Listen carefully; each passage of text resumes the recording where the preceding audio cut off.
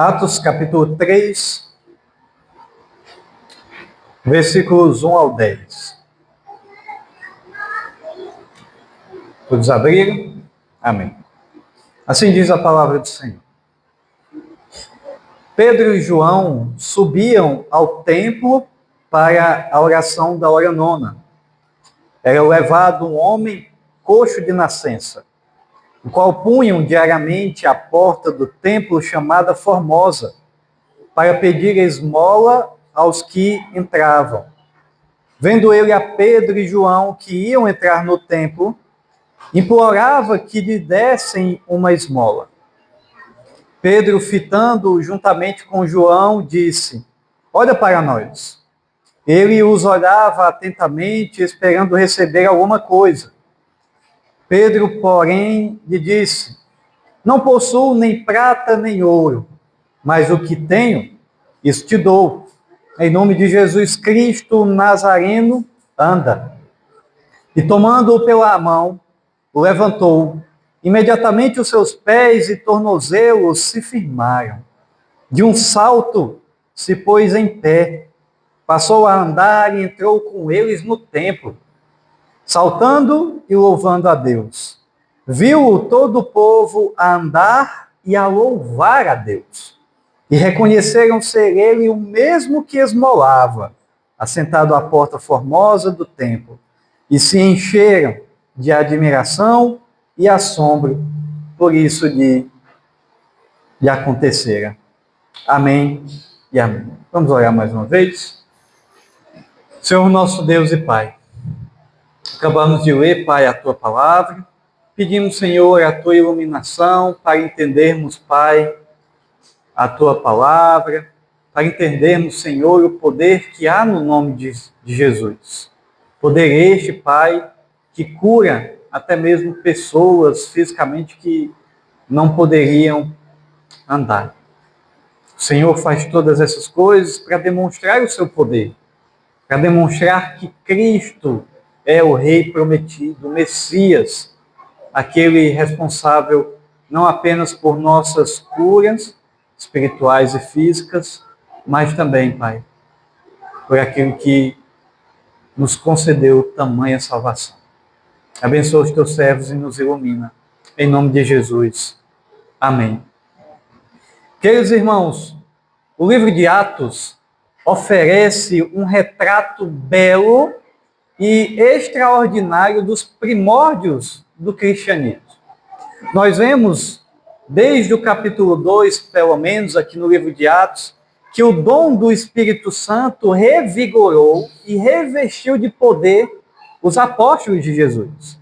O evangelho era proclamado com ousadia e milagres eram feitos, eram realizados, de modo que a igreja crescia rapidamente.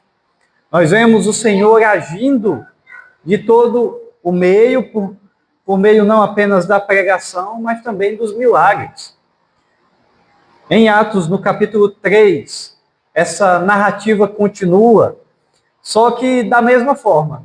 A pregação do Evangelho é registrada também, e nós percebemos também a obra miraculosa do Espírito Santo, por meio dos apóstolos, principalmente nas pregações, mas como nós veremos também por meio de milagres.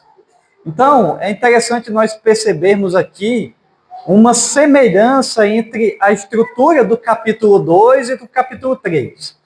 Quando nós olhamos para o capítulo 2, nós vemos que ele registra um milagre.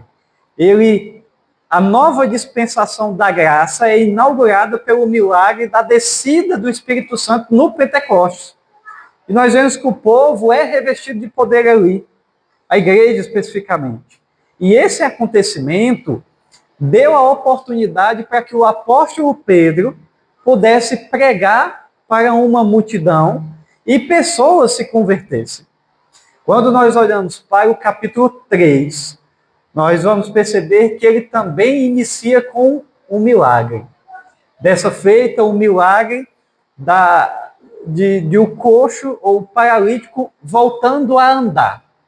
Então, da mesma forma, vemos o milagre E nós vamos ver que Pedro igualmente encontra ali uma oportunidade para pregar para uma multidão de pessoas por causa do milagre que havia sido realizado.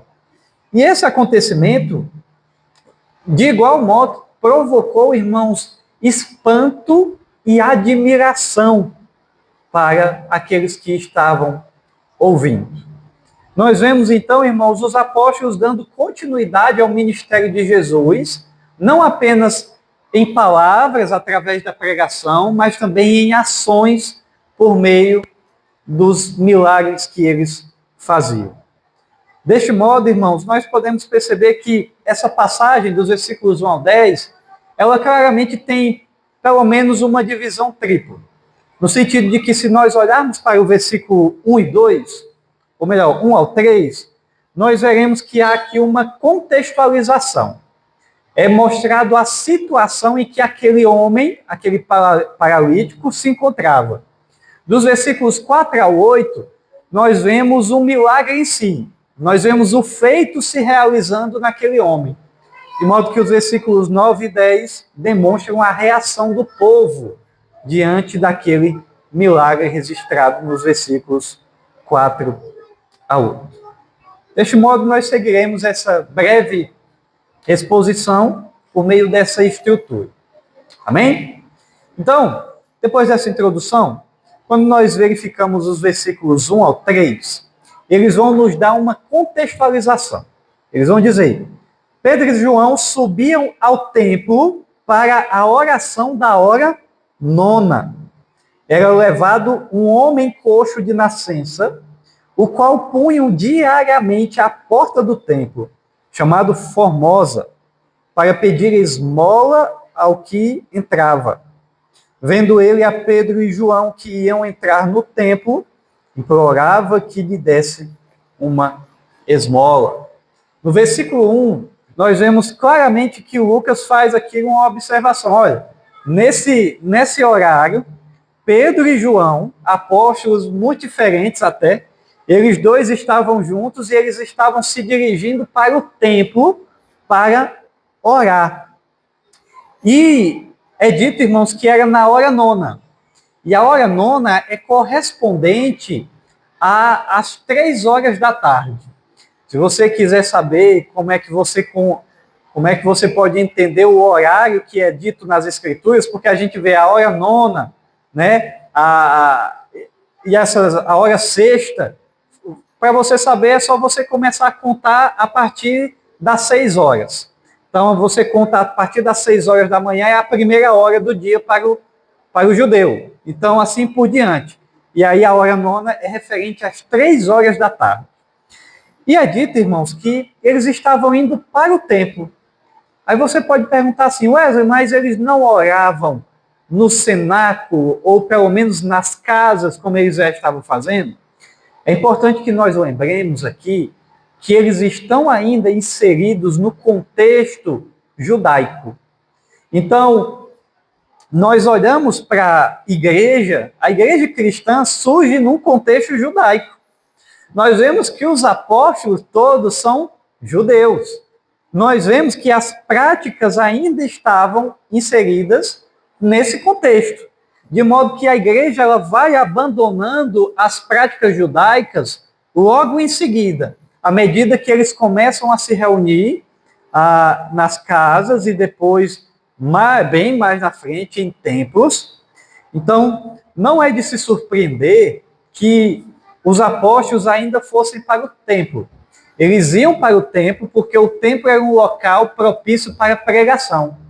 Porque o templo era um local propício para oração.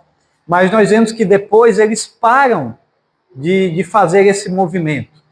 Até porque aqui, como o capítulo 2 indica, eles já estão orando nas casas. Eles estão partindo o pão, né? Eles estão em comunhão, justamente de casa em casa. Então, quando nós olhamos para eles indo, isso não deve nos surpreender. É dito que quando eles chegam lá, diariamente ou constantemente, era levado um homem paralítico. E é dito que esse homem, ele estava naquela situação desde o seu nascimento. Então, ele não sofreu um acidente ou alguma coisa do tipo depois, ou algum tipo de doença. Não, ele nasceu daquela forma. De modo, irmãos, que ele, então, era conhecido por todos, porque é dito que ele constantemente era colocado na porta do templo. Então, como ele não tinha nenhum outro meio de subsistência, ele tinha que pedir esmolas, não lhe restava nenhuma outra alternativa que não fosse aquela. Se as pessoas não colocassem ele ali na porta do templo, ele ia morrer de fome. E ali ele conseguiria um modo de se sustentar.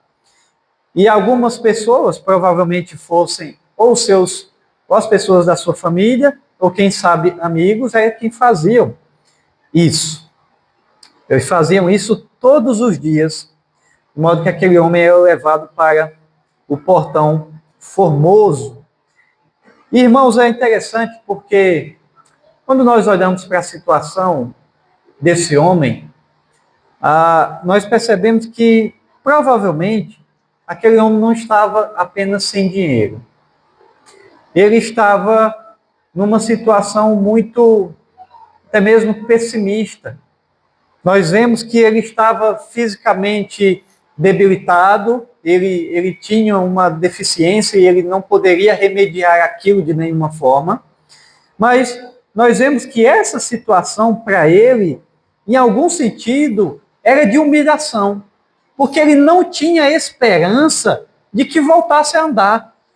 Ele é tão interessante que o capítulo 4, o versículo de número 22, diz que esse homem tinha mais de 40 anos.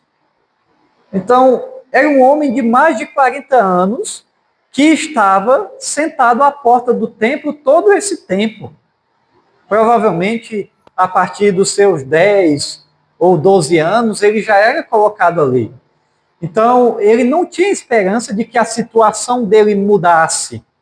Ele estava ali todos os dias porque ele tinha necessidade daquilo. E ele não imaginava que a sua situação física ia mudar. A única coisa que ele poderia esperar naquela condição era que as pessoas tivessem misericórdia ou pena dele e lhe dessem esmolas. Assim como ele fez justamente para Pedro e João. Mas, irmãos, todos os detalhes desse relato, nos versículos 1 ao 3, servem para um propósito específico. Qual é o propósito de Lucas retratando essa situação toda?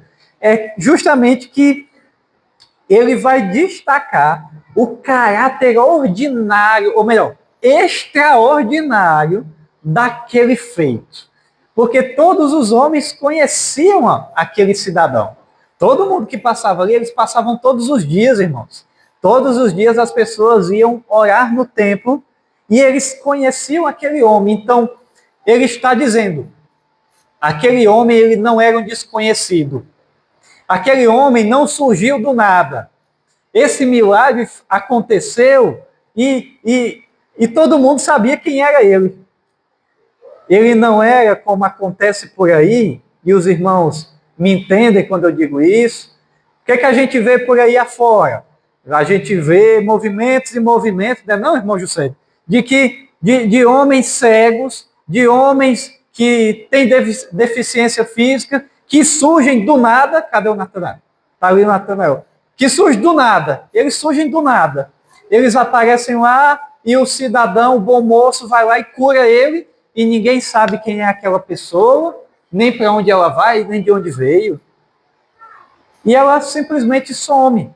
Não é isso que acontece ali. Todo mundo conhecia esse homem. E aí, quando nós olhamos para o versículo 4 a 8, nós vemos que há um milagre no nome de Jesus aqui. E ele diz assim, Pedro, fitando, ou seja, olhando fixamente para ele, juntamente com João, disse, olha para nós. Ele os olhava atentamente, esperando perceber alguma coisa. Ou melhor, receber alguma coisa.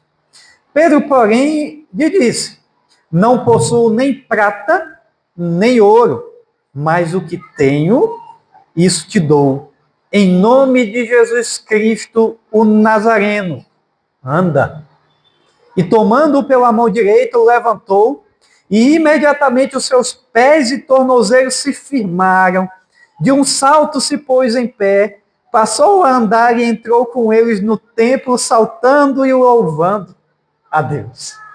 Ué, irmãos, uau! Olha, eu fico imaginando esse evento, sabe?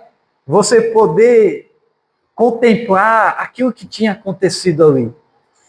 Irmãos, enquanto esse homem abatido pede esmola aos dois apóstolos, algo milagroso acontece. Inicialmente, Pedro e João sentem compaixão dele. É isso que os versículos 4 e 5 destacam. Só que ao invés de, quem sabe, ignorá-lo, como a maioria, provavelmente, daquelas pessoas faziam, ou quem sabe, talvez, ele tivesse dado esmola para ele, tivesse dado algum dinheiro para ele, ou alguma outra coisa, um alimento, sem mesmo olhar para ele, Pedro e João fazem o inverso. Eles fixam seus olhos no homem e pedem para que o homem olhe para eles. E é dito isso no versículo 4. Irmãos, devido à intencionalidade de Pedro e João aqui, provavelmente o homem, quando ouviu aquilo, ele deve ter se impressionado, porque eu imagino que ninguém fazia aquilo. Ninguém fazia aquilo, irmãos. Olha, as pessoas que tinham deficiência naquela época, alguma deficiência física, eles eram simplesmente, irmãos, jogados. Eles, vamos assim dizer, eles não eram tratados como as outras pessoas. Então, provavelmente, aquele homem ficou muito interessado no pedido de Pedro e de João para que ele olhasse para eles. Então, é interessante que aquele homem recebeu uma coisa que ele não esperava. Eu não tenho a mínima dúvida em relação a isso. Ele não esperava aquilo, irmãos. E perceba que Pedro e João, eles estavam à porta, aquele homem estava à porta do portão Formoso. A porta do templo era chamada de Formosa. E, irmãos, o que é apresentado aqui para nós é que Pedro e João mostram para aquele homem uma pessoa que era muito mais formosa do que aquele portão. Eles apresentam Jesus Cristo para aquele homem. Eles destacam o único que é digno de louvor e de adoração, e eles apresentam ali para ele. Eles dizem: não possuo nem prata nem ouro. Eu não tenho isso. Eu não tenho nada disso. Mas o que tenho, eu te dou. Em nome de Jesus Cristo, o Nazareno, anda. A graça que eles tinham de receber, conhecendo Jesus, eles dão para aquele homem. E os discípulos, irmãos, agem em nome de Jesus, o Nazareno. Nós não escutamos muito essa nomenclatura, né? Mas faz jus a Jesus. Porque nós sabemos que Jesus nasceu em Belém da Judéia, por isso que nós dizemos que Jesus é judeu, porque ele nasce em Belém da Judéia, mas ele cresce em Nazaré. Nazaré fica onde? Na Galileia. É por isso que nós chamamos Jesus também de Galileu, ou de Nazareno, ou de judeu. Aí, quem nasce em Belém é o quê? Aí eu já não sei dizer, é uma dúvida. Né? Vou pesquisar para depois trazer para os irmãos. Né? Então, nós vemos que faz jus justamente a esse homem, a Jesus Cristo. Irmãos, nós temos que lembrar que a fama de Jesus era muito grande. Jesus Cristo era o homem que tinha transformado água em vinho. Jesus Cristo era o homem que tinha feito cegos enxergarem. Jesus Cristo é o mesmo que tinha feito homens coxos ou paralíticos também andarem. Eles sabiam que Jesus Cristo era aquele homem que tinha andado sobre o mar e que tinha feito parar uma tempestade. Jesus Cristo era aquele que tinha morrido, mas ressuscitou no terceiro dia. Jesus Cristo era aquele que tinha subido aos céus no ato miraculoso. Jesus Cristo era aquele que tinha concedido salvação para os seus discípulos. Jesus Cristo era conhecido. E eles dizem, é no nome de Jesus Cristo Nazareno, anda. E aquele homem começou a andar. E as pessoas observaram, irmãos, a transformação daquele homem e ficaram maravilhadas, porque no instante, aquele cidadão, ele estava ali, ele não conseguia andar, mas em outro momento, ele está dando saltos, ele está dançando como Davi. Talvez ele estivesse fazendo passo de dança ali, irmãos, de alegria, no templo. E as pessoas ficaram, mas como? Como é que isso é possível? Eu conheço ele é aquele homenzinho que fica toda vez sentado ali, porque ele não anda. Como é que ele está andando agora? Ele está pulando, ele entrou no templo. E é interessante, porque quando nós vemos ele entrar no templo, isso aqui é muito relevante, sabe? Pelo menos por dois motivos. Em primeiro lugar, porque a lei judaica indica que as pessoas com deficiência eram proibidas de entrar no templo. Então, eles não poderiam entrar. Eles só poderiam ir até a porta do templo. De modo que era só até ali. Se você depois quiser dar uma conferida, Levítico capítulo 21, versículo 18, indica justamente isso. Os sacerdotes eram orientados a não permitir que nenhum animal ou qualquer outra coisa, e nem mesmo homens deficientes, seja lá do que fosse, ou doentes, enfermos, entrassem no templo. Então, o fato desse homem, que era antes paralítico, ter sido capaz de entrar pelos portões, mostra que, de fato, ele foi curado. Então, nós não podemos só considerar que Lucas disse que ele foi curado. Não, ele também entrou no templo. Então, se ele entrou no templo, ele só poderia estar curado.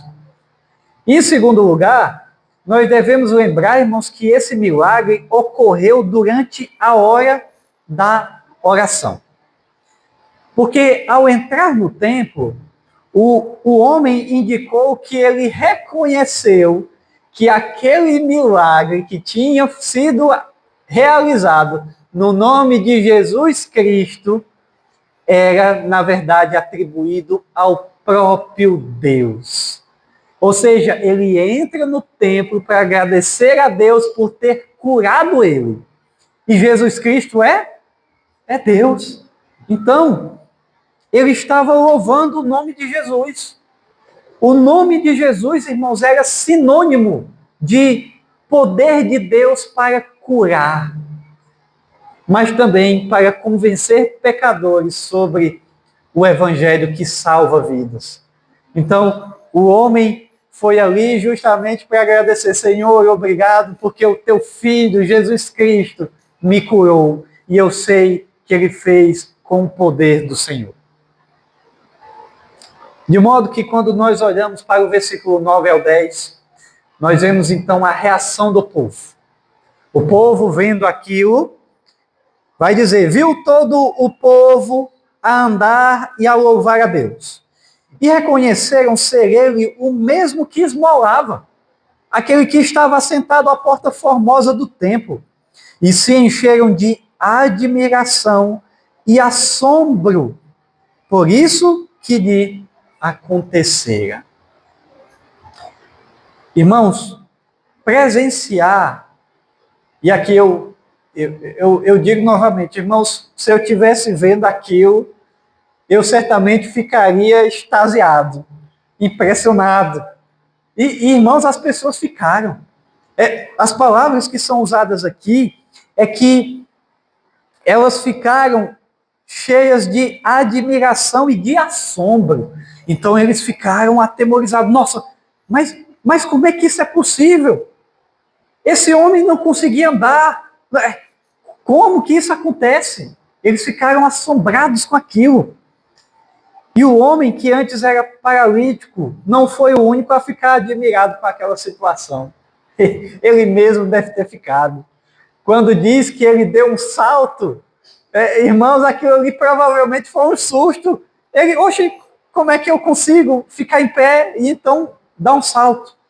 Então, todos que viram aquilo ficaram impressionados com a situação. Assim que as pessoas viram que ele conseguia andar, eles ficaram cheios de admiração e assombro.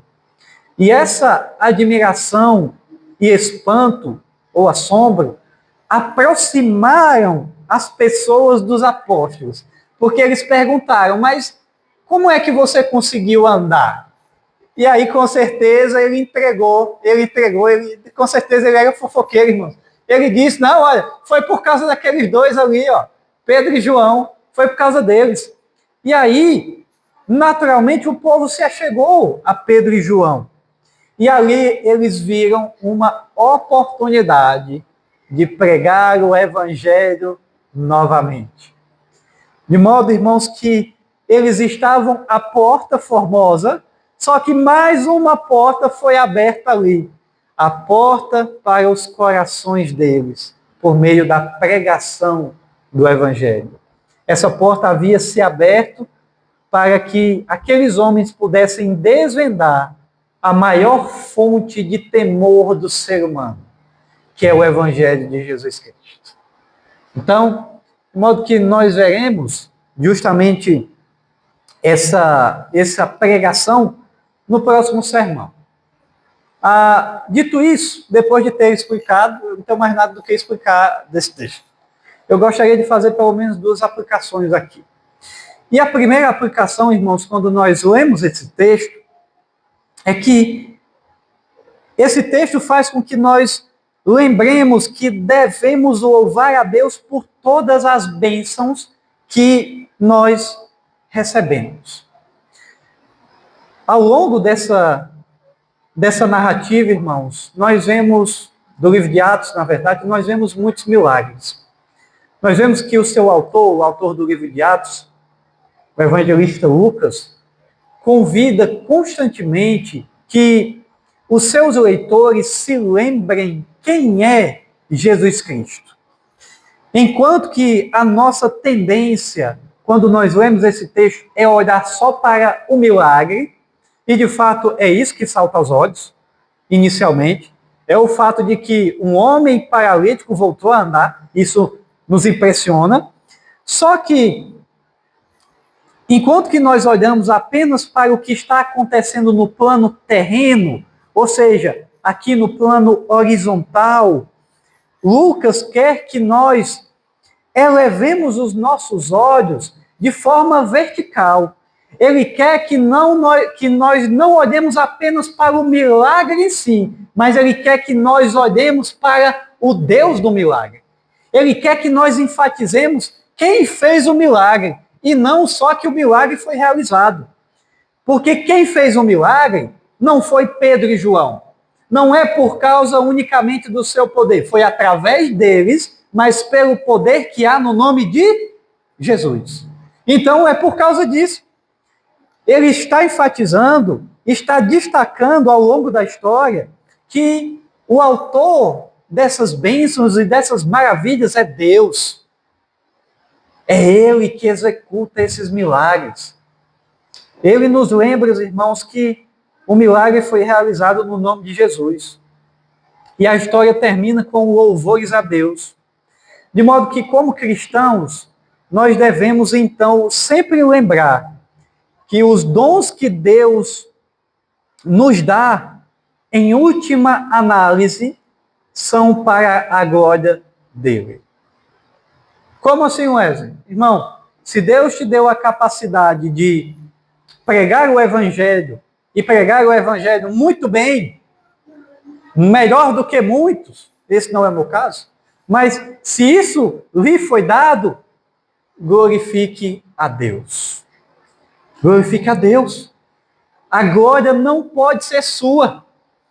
Wesley, mas em relação ao que mais? Se Deus te deu a condição de você cantar, de você louvar ao Senhor, e bem, glorifique a Deus, porque essa glória não é sua, não é porque você tem uma voz perfeita, não é porque você fala bem, você prega bem, você ensina bem.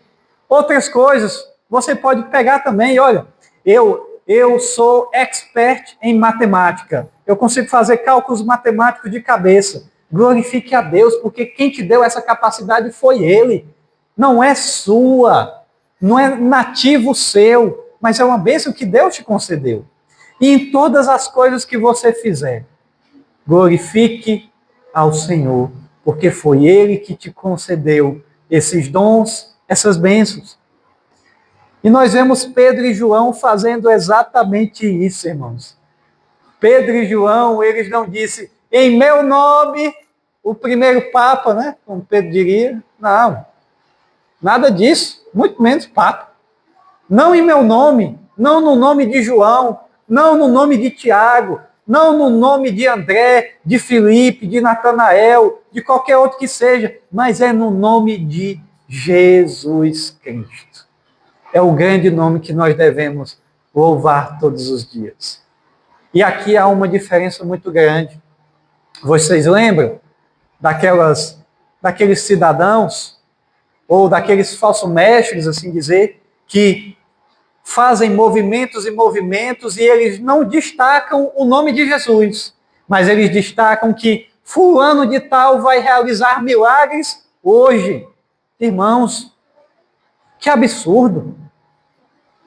Você querer deturpar a glória e toda a capacidade que Deus deu para que a glória seja dada a homens. Isso é um absurdo. O que as Escrituras nos recomendam é que nós glorifiquemos ao Senhor e agradecemos a Ele por todas as bênçãos que Ele nos concede. Em segundo e último lugar, nós devemos anunciar as bênçãos, todas as bênçãos que nós recebemos a Ele. Nós não devemos apenas reconhecer que Deus nos concede bênçãos, mas nós devemos anunciar. Olha aí, foi uma bênção. Vai que ele caia aí, né, irmãos? Isso é uma bênção, é um livramento. Então, você está bem, ué? Está bem? Tá bom. Então, irmãos, nós devemos entender que foi exatamente isso que os apóstolos fizeram. Eles anunciaram a bênção. Eles chamaram a atenção do paralítico de que aquilo tinha sido feito no nome de Jesus. Eles anunciaram, eles não apenas reconheceram. E Pedro falou, olha, eu não tenho mais outra coisa, eu não tenho dinheiro, mas eu tenho alguém que é muito mais importante do que dinheiro, Jesus Cristo. Ele é muito mais importante e isso eu posso te dar. Em nome de Jesus Cristo Nazareno anda. E Jesus executa ali a bênção sobre aquele homem. Então, irmãos, anuncie as bênçãos. Olha, não tem nada de errado você dizer que é abençoado por Deus, não. Anuncie as suas bênçãos. Diga, o Senhor me abençoa com isso, me abençoa com aquilo. E é por causa da sua misericórdia. Não é porque eu sou bom, não é porque eu sou bonitinho, eu sou inteligente. Não, é porque Deus é misericordioso com seus filhos. É porque eu sou filho que Ele me abençoa. Então, um dos principais propósitos dos milagres que Jesus realizou, inclusive desde os que são registrados nos evangelhos, são justamente para simbolizar que o rei chegou. Se o milagre acontece é porque o rei realizou aquele milagre. E os milagres de Jesus eram para comprovar que ele era Deus. E os milagres continuam sendo realizados no livro de Atos para dizer que o rei continua agindo ainda hoje. E não apenas naqueles tempos, irmãos, mas nos nossos tempos. Não duvide, seja do que for, nós entendemos que o dom de curar, como são realizados aqui, eles não existem mais hoje. Até porque se existisse, imagine só, a pessoa com dom de curar, e ela pudesse curar na hora que ela bem entendesse. Irmãos, isso seria uma bênção. Mas isso não existe. Você não vê uma pessoa saindo por aí e curando as outras pessoas. Até porque se existisse, ele ia sair aonde? Ele ia sair no Fantástico, ia sair lá na Globo, no SBT, na Record. Olha, fulano de tal está com um dom apostólico de cura. E aí, quem sabe, até ele ganhasse bem muito dinheiro por isso. Mas não existe isso hoje. Mas isso não quer dizer que Deus não possa curar. Até porque nós fomos curados. Nós fomos curados da morte espiritual que nós tínhamos. Nós estávamos mortos e um milagre aconteceu em nós. Nós fomos ressuscitados. Então isso já é um milagre. Isso já é uma ressurreição que Deus nos concedeu. Portanto, creia que Deus pode realizar muitas coisas na sua vida, inclusive milagres. Só que a vontade e o poder e o momento é dele. É por causa dele.